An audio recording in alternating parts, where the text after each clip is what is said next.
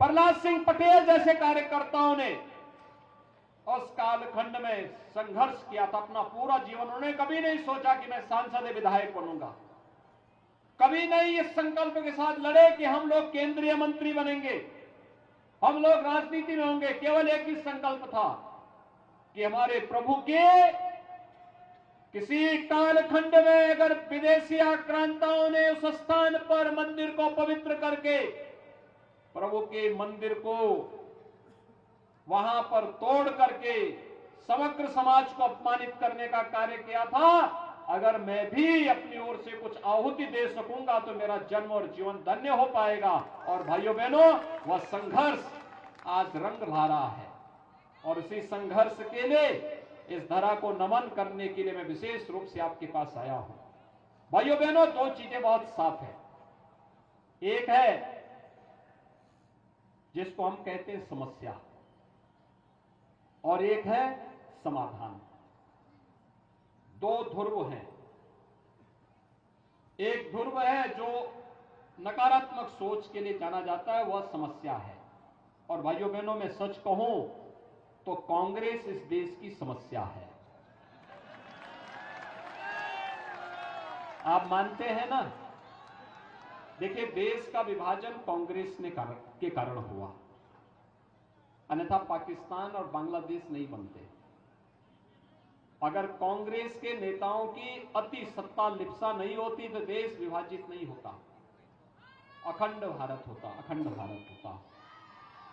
भाइयों बहनों, लौह पुरुष सरदार वल्लभ भाई पटेल ने 1947 में देश आजाद होते ही सोमनाथ के मंदिर के पुनरुद्धार का कार्य किया था, लेकिन कांग्रेस के उस समय के नेता, देश के प्रधानमंत्री जवाहरलाल नेहरू जी ने सोमनाथ मंदिर के पुनरुद्धार का विरोध किया था।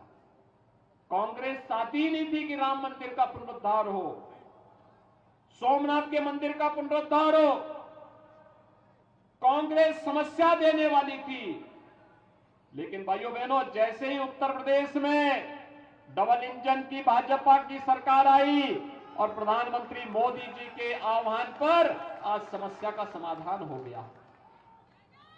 मैं देख रहा था, राहुल जी कल से परसों से केदारनाथ धाम में दर्शन करने के लिए गए हैं, तो मुझे एक सुखद अनुभूति हुई कि चलिए, राहुल जी को पूर्वाभास हो गया है कि अब कांग्रेस के लिए कोई जगह नहीं बची है, मध्य प्रदेश में कांग्रेस का सफाया तय है। और इसीलिए उन्होंने पहले ही केदारनाथ धाम की यात्रा का रास्ता अपना लिया है।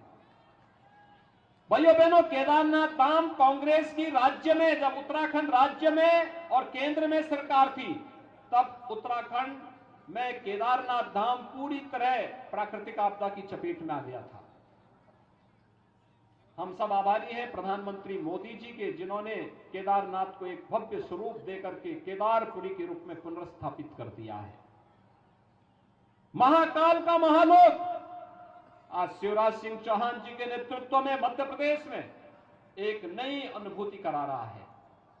और वैसे ही अयोध्या में भगवान श्री राम का भव्य मंदिर हो या काशी में काशी विश्वनाथ धाम एक नई अनुभूति कराता है। भाइयों बहनों, विकास की योजनाओं के बारे में अगर आप देखेंगे, इंफ्रास्ट्रक्चर के जो कार्य हो रहे हैं, highway, railway, airport, AIIMS, IIT, IIM, नए नए संस्थान बन रहे हैं और पर्यटन की दृष्टि से जिस प्रकार के विकास के कार्यों को एक नई ऊंचाइयों तक पहुंचाने का कार्य हुआ, नई तेजी के साथ आगे बढ़ाने का काम हुआ। प्रहलाद जी जब केंद्र सरकार में पर्यटन और संस्कृति मंत्रालय देख रहे थे, उस दौरान उन्होंने देश के अंदर हर प्राचीन धार्मिक स्थलों को एक नया स्वरूप देने का बड़ा अभियान प्रारंभ किया था और कोई प्रमुख धार्मिक स्थल ऐसा नहीं था जिसके लिए उन्होंने उस समय धनराशि देकर के अपनी विरासत को सम्मानित करने का कार्य और गौरवान्वित करने का कार्य ने किया हो। भाइयों बहनों, एक लोगों के मन में एक लालसा होती है, यह कार्य 1947 में भी हो सकता था, उसके बाद बनी हुई कांग्रेसियों की विभिन्न सरकारों में भी हो सकता था, उन्होंने नहीं किया।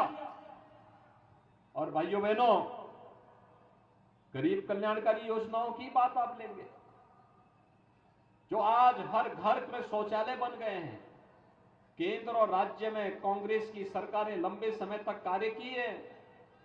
यह कार्य कांग्रेस भी कर सकती थी। हर घर को आवास दे सकती थी, हर गरीब को आवास दे सकती थी, हर घर में बिजली के कनेक्शन दे सकती थी, हर गरीब परिवार को स्वास्थ्य सुविधा का लाभ दे सकती थी, हर गरीब को उज्ज्वला योजना का कनेक्शन दे सकती थी। लेकिन कांग्रेस का कभी एजेंडा विकास नहीं था, लोक कल्याण नहीं था, एक परिवार का कल्याण था। वो इससे बाहर कभी नहीं निकल पाए। और भाइयों बहनों, आज इसीलिए हम सब आपके बीच आए हैं। भारतीय जनता पार्टी ने जो कहा वो करके दिखाया, समाधान किया, और समाधान को निकाल करके आपके बीच में लाने का कार्य अगर किसी पार्टी ने किया है, वह भारतीय जनता पार्टी ने किया है। चाहे वह देश की सुरक्षा का हो, देश की समृद्धि का हो, लोक कल्याण का हो, युवाओं के रोजगार का हो, चाहे वह पेयजल की समस्या का समाधान का हो, चाहे खेती की समस्या का समाधान का हो, चाहे वह प्रधानमंत्री किसान सम्मान निधि की योजना के माध्यम से हर किसान को सम्मानित करने का कार्य हो। ये सभी कार्य तो भारतीय जनता पार्टी ने, प्रधानमंत्री मोदी जी ने किया। और भाइयों बहनों, इसीलिए हम सबका एक संकल्प होना चाहिए। आप देखिए ना, भारतीय जनता पार्टी ने विधानसभा चुनाव की दिशा से मध्य प्रदेश में किसी भी प्रकार का कोई कंफ्यूजन दूर हो सके, केंद्रीय मंत्रियों को भी विधानसभा के चुनाव में उतार करके जनता से कहा है, आप चिंता मत करिए, आपके साथ हमारे एक एक कार्यकर्ता खड़ा होकर के जनता के साथ हमेशा उनके सुख दुख में खड़ा होकर के कार्य कर देगा। और भाइयों बहनों, उसी में श्री प्रहलाद सिंह पटेल जी भी नरसिंहपुर से आपके प्रत्याशी के रूप में आपके बीच में है। जनता के बीच में जो उत्साह है, मैं भी हेलीपैड से आ रहा हूं, जगह जगह पर हजारों की भीड़ खड़ी है, हजारों की भीड़ खड़ी है। ये भीड़ इस बात की साक्षी है, ये भीड़ इस बात की साक्षी है कि प्रहलाद जी को तो पहले से वे नेता मानते हैं। उनके साथ उनके संघर्षों में वे लगातार कार्य करने के लिए तैयार हैं। बस एक आह्वान की आवश्यकता है। और भाइयों बहनों, उसी आह्वान के लिए मैं आया हूं, क्योंकि प्रहलाद जी तो इंतजार कर रहे होंगे 22 जनवरी की, और मैं आपको आह्वान करूंगा, प्रहलाद जी को इतने भारी बहुमत से विजयी बनाइए कि वो आप लोगों को लेकर के भी अयोध्या पहुंचे 22 जनवरी के बाद। भाइयों बहनों, मैं आप सबसे ये अपील करूंगा, यहां पर हमारे राव उदय प्रताप सिंह जी भी है, गाडरवारा से प्रत्याशी हैं, श्री विश्वनाथ सिंह पटेल जी भी है तेंदुखेड़ा से। इन सभी प्रत्याशियों के लिए भी, और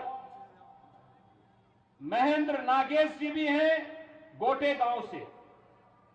ये सभी हमारे प्रत्याशी आज यहां पर खड़े हैं। भाइयों बहनों, आप सबसे मेरी अपील होगी, कमल चुनाव चिन्ह पर इन सभी प्रत्याशियों को भारी